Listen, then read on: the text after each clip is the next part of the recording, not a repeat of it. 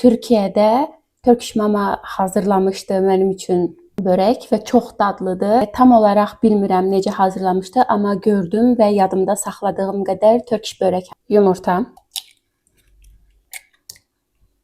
süd, duz. Qarışdıraq. Lavaş. Bu qarışığı lavaşa yayırıq. Əlavə edirik.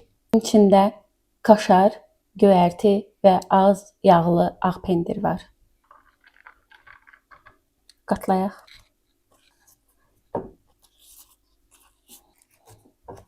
Kərə yağı ilə isitdiyimiz tavaya əlavə edək.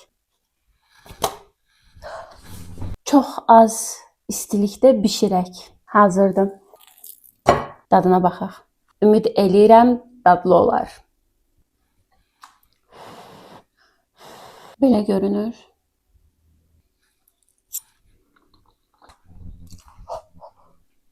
Bir dənə də yeyim.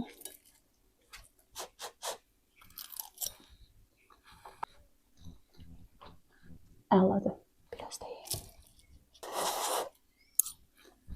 Düzdür, onun qədər dadlı olmadı, amma yemək olar. Yemək olar.